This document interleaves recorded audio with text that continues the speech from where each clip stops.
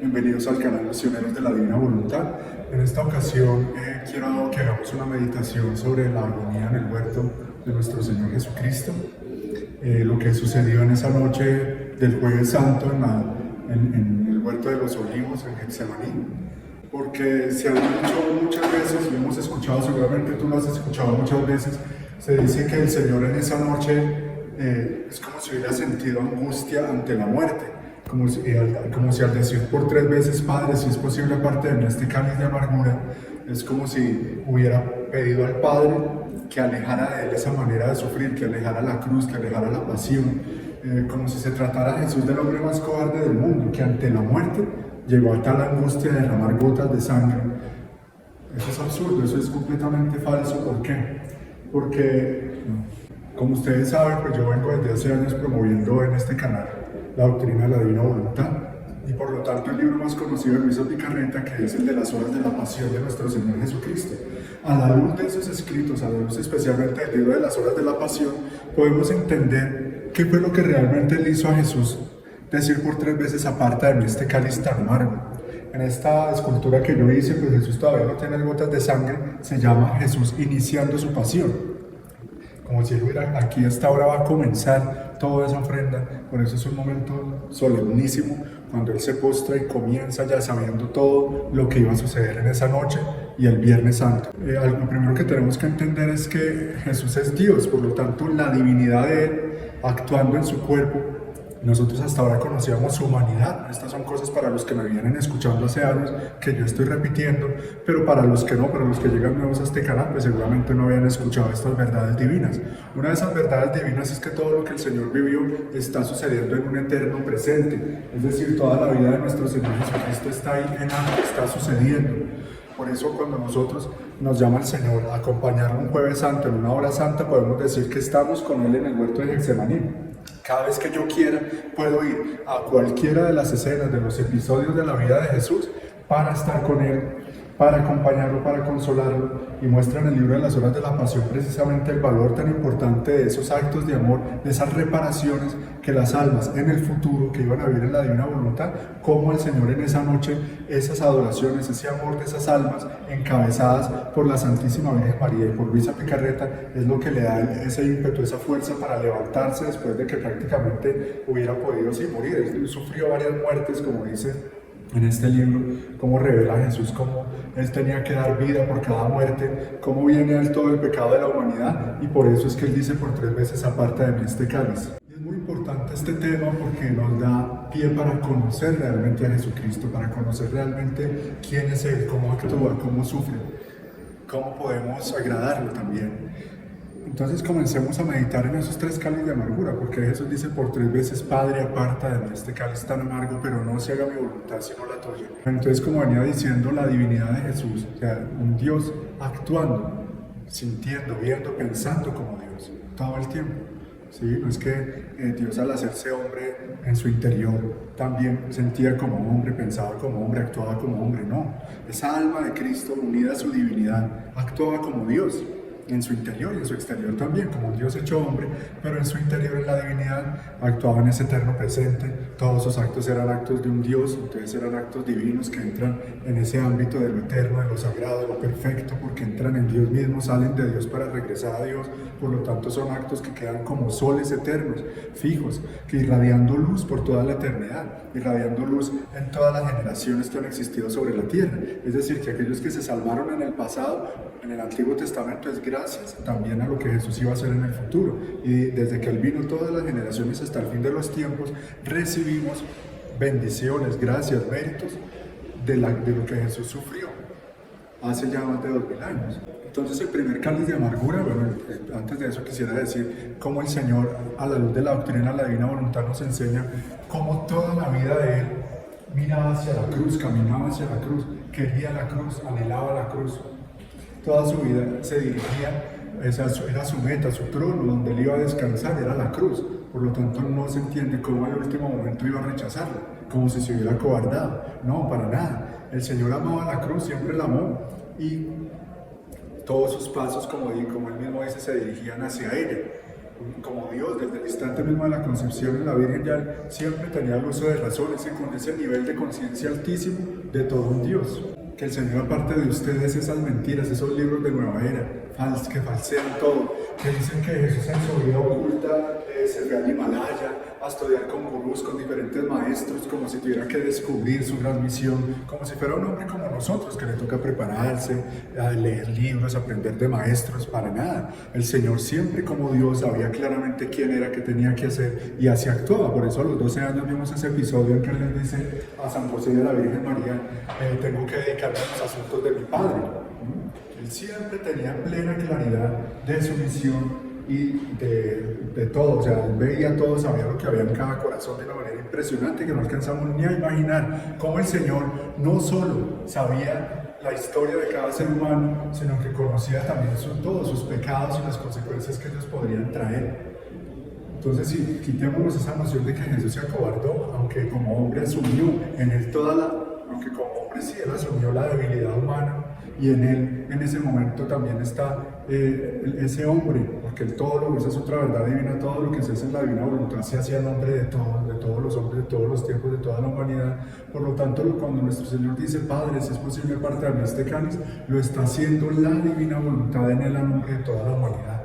Está pidiendo que aparte de él ese cáliz tan amargo, que es la voluntad humana, es decir, el origen de todos los males. Para el hombre, para la humanidad de todos los tiempos, ha sido ese mal uso de la libertad humana. Acuérdense, desde Adán y Eva, ¿por qué cayeron? Por hacer un mal uso de su libertad. Eran libres, perfectamente le hubieran podido decir al demonio que no, apártate de mí, ¿sí? Pero no quisieron, o sea, el demonio los convenció y en un momento quisieron probar ese fruto y por eso cayeron. Es lo que nos sigue pasando a nosotros hoy en día. El Señor, y tanto Jesús como el demonio, tratando de que el hombre abra la puertica de su voluntad para hacer lo que ellos quieren. El Señor, ¿qué quiere? Restaurarnos, redimirnos, dignificarnos, divinizarnos, devolvernos la semejanza perdida con Él, mientras que el demonio lo que quiere es destruirnos en esta vida y en la otra. Entonces, ¿por qué el Señor en la agonía llega a sufrir tanto y a decir por 3 veces, aparte de este cáliz tan amargo? Lo que realmente Él hizo decir eso fue, en primer lugar, que él en esa noche dice que sintió como de él salió un número de almas y no regresó ese mismo número de almas. Por lo tanto, sintió como si le arrancaran miembros de su cuerpo, ¿sí? Sintió como si le arrancaran pedazos. Imagínense ustedes eso, porque esos hijos, o sea, la humanidad, el Cristo total es cuerpo y cabeza. Jesús es la cabeza, nosotros el cuerpo. Por lo tanto, cada alma es una parte de él. Y esas almas que sacó que se condenan es como si le arrancaran pedazos al mismo Jesús. Ese es el gran cáliz de amargura de todo un Dios. Ahí es cuando realmente Él dice, un sufrimiento que no alcanzamos a imaginar, porque ve eso y llega a sentir la angustia, los padecimientos, las penas de los condenados.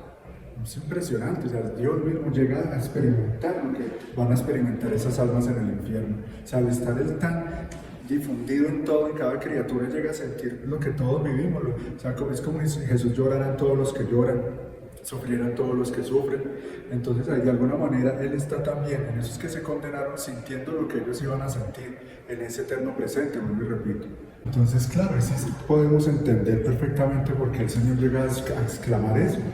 O sea, es como si le dijera al Padre, Padre, este cáliz es muy amargo para mí, dice ahí en el libro. No es un ejemplo que estoy poniendo, es lo que Jesús dice, que las almas al apartarse de mi voluntad se pierden. Este cáliz es para mí muy, muy amargo, mucho, muy amargo. Que las almas al darle libertad a su voluntad, o sea, cuando el alma hace lo que quiere, cuando el hombre hace lo que quiere, llegar al punto de apartarse eternamente de mí, siendo que yo lo creé para mí. Entonces, claro, es un sufrimiento muy grande. El segundo cáliz de amargura, entonces, es cuando el Señor, afligido, solo, siendo un Dios que se alimenta de amor, que en su libertad, Dios, eso es algo que he repetido muchas veces acá, pero lo repito para los que no han visto otros videos que yo he hecho en este canal, el Señor quiso, en su libertad, porque Dios es la libertad misma, Él quiso crear una criatura de la cual Él se alimentara de ese amor. Por eso el Señor dice, yo creé al hombre para alimentarme de todo lo que Él quisiera darme como alimento. Y esa sola frase es toda la ciencia de la divina voluntad, lo resume todo. Imagínate, es un Dios que crea al hombre para alimentarse de todo lo que Él quiera darme como alimento. Es decir, que si yo quiero alimentar al Dios del amor con mis latidos, esos latidos alimentan a Dios.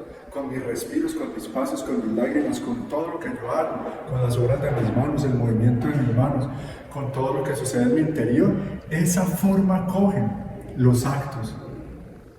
Y eso también me enseña el Señor en el libro de Cielo, como con la intención nosotros es como si modeláramos los actos y le damos la forma que queramos. Entonces, si yo quiero que mis pasos tomen esa forma de que sean un teatro continuo para el Señor, cogen esa forma por la potencia del fiat divino actuando. Por eso es tan importante estos conocimientos, porque con el conocimiento de estas verdades yo aprendo a abrir esa puerta de mi voluntad para que entre la divina voluntad y haga sus maravillas. Sí, en mis respiros, en mis movimientos.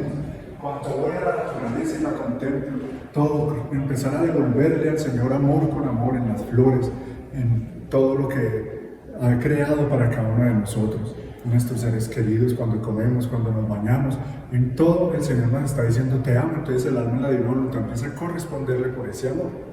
Él es un Dios que se alimenta de amor, por eso en esa noche Él va a buscar consuelo en sus criaturas, que lo apoyen, como de esos amigos, ¿no? Y resulta que los encuentra dormidos. Entonces Él ahí en ese momento, como Dios, al ver a sus discípulos dormidos y Él solo, se devuelve a donde está haciendo la oración, pero empieza todo ese otro cáliz de amargura que es ver las ofensas, ¿sí? Los pecados, las traiciones, las indiferencias de todos sus consagrados de todos los tiempos, de los sacerdotes, de los obispos, de las religiosas, de las monjas de clausura, de los misioneros, de los que se han consagrado a Jesús por medio de María, de esos que han entrado un nivel más cerca del corazón de Jesús que el común de los mortales, de esos a los que el Señor les ha dado más gracia, más amor, a los que se le ha manifestado más, claro, más en lo que los pecados de esas personas más traspasan, más ofenden el corazón de Jesús que es lo mismo que nosotros. Cual una ofensa que me haga a mí un extraño es muy distinta a una ofensa que me haga mi esposa o mi mamá o un hijo. Lo mismo para el Señor. Entonces Él ama a todos, pero no por igual. ¿Por qué? Porque hay unos que no se dan a amar por igual. O sea, ahí tiene que haber una relación, un conocimiento.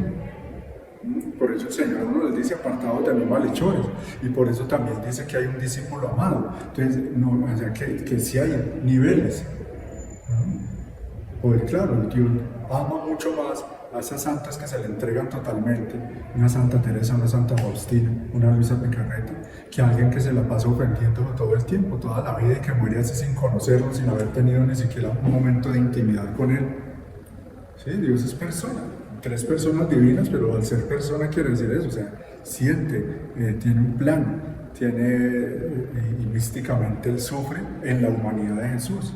Ese es un misterio también del que yo he tratado de explicar aquí muchas veces, como siendo Dios Él místicamente sigue sufriendo en las hostias consagradas y en ese hombre que vive al haber vivido en ese eterno presente, ese Jesús hombre recibe todo eso, recibía continuamente todas esas olas, todos esos mares de pecado y de ofensas de todas las criaturas del pasado, del presente y del futuro.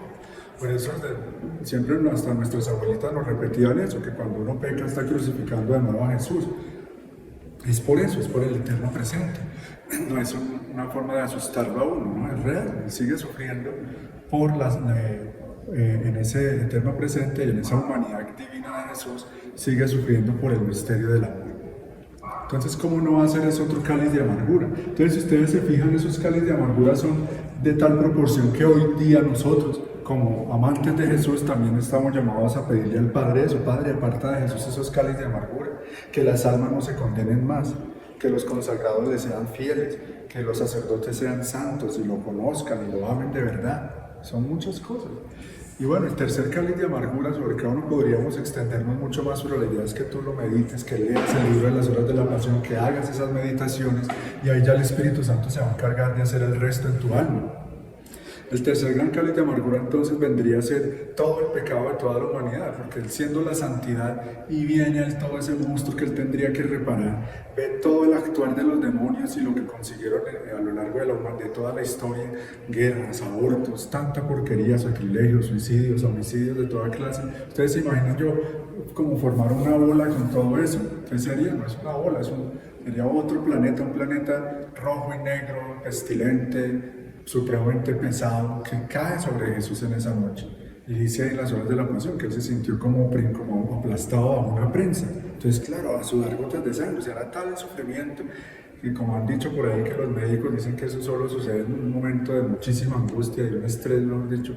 Y no se ha escuchado de nadie que más que le haya sucedido eso, a no ser algún místico, algún santo, pero ni siquiera un condenado a muerte, que lo condenaron a muerte y que al otro día va para la silla eléctrica, no ha sudado sangre del susto, del temor, ¿no?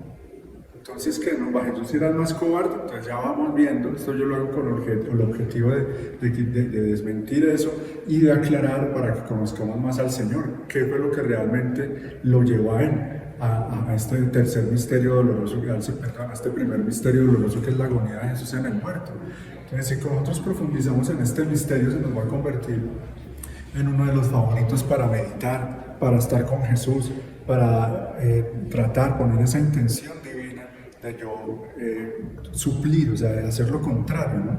Entonces, si él en esa noche recibió todo el peso de todo el pecado, de toda la amargura que el ser humano podía ofrecerle a su Creador, nosotros tenemos eso, que tratar de darle sorbos de dulzura. Yo recomiendo mucho el libro de la Hora Santa del Padre Mateo Crowley, hermosísimo. Obviamente el libro de las Horas de la Pasión, recomiendo muy especialmente esos dos para los jueves, de manera particular, estar ahí con Jesús, adorándolo.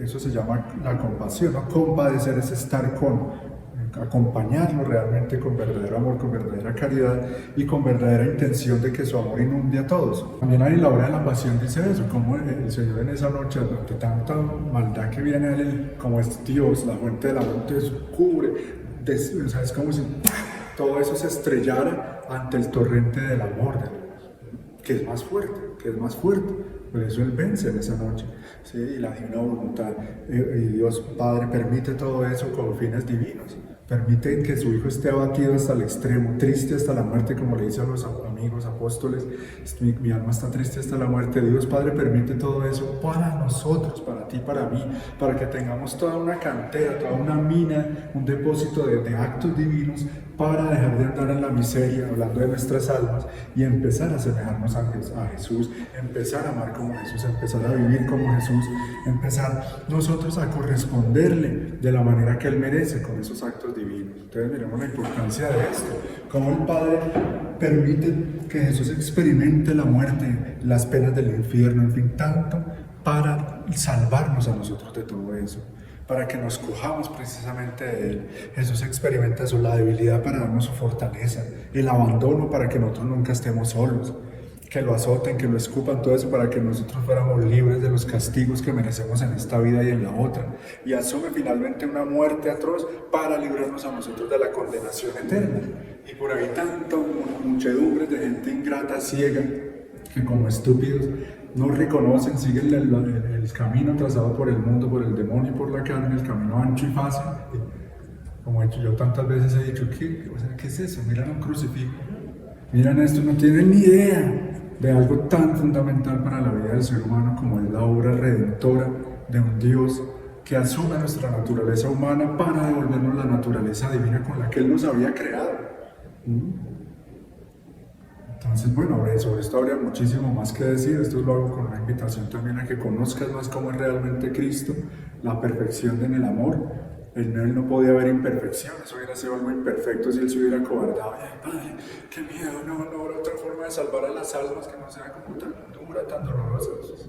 No, ahí se ve como no conocen, la mayoría de gente no conocen al Señor porque no conocen el libro del cielo. Entonces se han quedado viendo todo superficialmente, se han quedado con una versión distorsionada de las cosas o recortada, una verdad a medias. Por eso este libro tan grande, el regalo que Dios nos da a través de la sierva de Dios, de la pequeña misa Picarreta, nos ayuda a subir ya a otro nivel, a empezar a conocer al Señor a otro nivel, como dice el Señor, el alma de mi voluntad deja a todos atrás, dejarlos atrás en eso, porque si más lo conozco, más lo voy a amar. Y Él dice, al que más le doy, al que más se le ha dado, más se le pedirá. Por eso estas almas, que el Señor nos permite conocer todo esto, nos lo está pidiendo todo. O sea que nuestra voluntad humana. Ese es el todo que nosotros podemos darle, porque como yo ya he repetido, él ya, mi cuerpo, mi familia, mi tiempo, mi salud, todo le pertenece ya a él, pero lo que realmente no le pertenece, que si es mío y que él quiere que yo se lo dé, es esa voluntad, esa libertad humana. Entonces también nosotros, cuando estemos en la situación que se llama, Señor, que no se haga mi voluntad, sino la tuya. Cuando tenemos al frente una tentación en que algo de nosotros quiere caer en eso, el Señor, que no se haga lo que yo quiera, sino lo que tú quieres. Y todo en nuestra vida, en esa entrega de las decisiones más importantes en la vida, esa vocación de todo, el Señor, no se haga mi voluntad, sino la tuya. Porque cuando nosotros, como dice el Señor, le damos libertad a nuestra voluntad, o sea, no tenemos en cuenta qué quiere Dios, sino solo lo que nosotros queremos, llevamos toda la de perder, hermano. Entonces, bueno, podría extenderme mucho más, pero les invito otra vez a leer el libro, a meditar las horas de la pasión y a enamorarnos de ese misterio que es la agonía de Jesús en el huerto. A veces no tenemos el tiempo, no podemos ir a un santísimo, a veces no podemos ir a un santísimo porque vivimos lejos, no sé, o está enfermo, no podemos salir, pero con la intención podemos hacerlo. Es la ciencia de las intenciones divinas. Y el Señor eso es lo que busca, que nosotros queramos, al menos queramos. A veces hace una hora la pasión y no la hace bien, se distrae o no le alcanzó el tiempo, la hizo de afán, pero Él ve nuestra intención de querer, Señor, yo quiero, ¿sí? Quiero ayudarte a salvar las almas. Entonces pidámosle al Padre, aparta de Jesús sus cálices de amargura, que cese tanto pecado, el aborto, guerras, todo eso que se convierte en ese cáliz tan pesado, ¿no? Como esa obra también que yo pinté, que se llama Por amor a nosotros. Está todo el mismo Jesús como un exeomo, todo lleno de heridas de sangre, llevándolo a la cruz, sino todo el mundo aquí. Un mundo que le pesa muchísimo, obviamente. Imagínense el soportar el peso de este mundo que se ha vuelto tan infame, tan insensato, tan convulso y engañado totalmente por el demonio. Yo puedo, viviendo en la divina voluntad, ayudarle al mismo Jesús a aliviar ese peso. Bueno, sígueme acompañando en este canal y me encomiendo a tus oraciones. También agradezco el apoyo que puedan dar. Toda en la descripción de los videos siempre aparece la forma en que puedes apoyarme para continuar con esta misión. Dios te bendiga.